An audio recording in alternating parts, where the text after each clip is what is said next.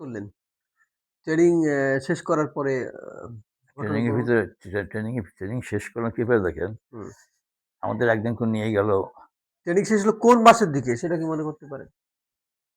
September, October নাকি? বাংলাটা মনে আছে আমার। বাংলা মাসটা মনে আছে। বাংলা মাসটা বলেন।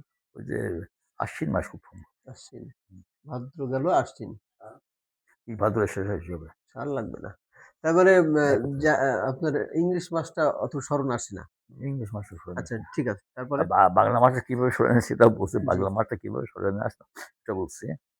তো ওখানে আপনার ওই বলতে গেলাম তো বাংলা ও মাসটা কিভাবে শুরু হলো? হ্যাঁ,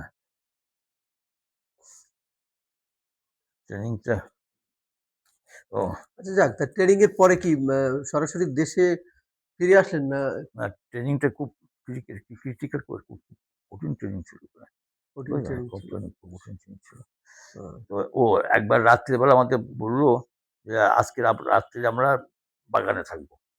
আ হ্যাঁ? জি। বাগানে থাকবো। আবার টেন্টও নিয়ে গেল, তাঁবুও নিয়ে গেল। হুম।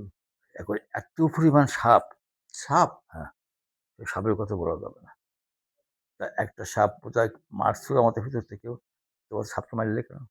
সাপ তো কামড়ায় না। কেন মারলে সাপটারে? হ্যাঁ, যাক আর সাপ মারবা না। চলো ওই বাহ! পর্ব। আমরা ওখানে যে ১৫ দিন ১.৫ মাস ছিলাম, আমরা জি। গোসল করছিলাম মাত্র ৪ দিন। মাত্র ৪ দিন ৪ গোসল করেছেন? এত ঠান্ডা। এত আ ঠান্ডা? এত ঠান্ডা। আর যেখানে ছিলাম ওখান ও! থেকে প্রায় মাইল ১.৫ হবে, ১.৫ মাইল। হ্যাঁ? ১.৫ মাইল তফাতে যেয়ে আমরা গোসল করতে হতো ঝরনার পানিতে। ও! উনি কি আসছেন? না, ঝরনা। ওয়ালাইকুম আসসালাম। ঝরনার পানিতে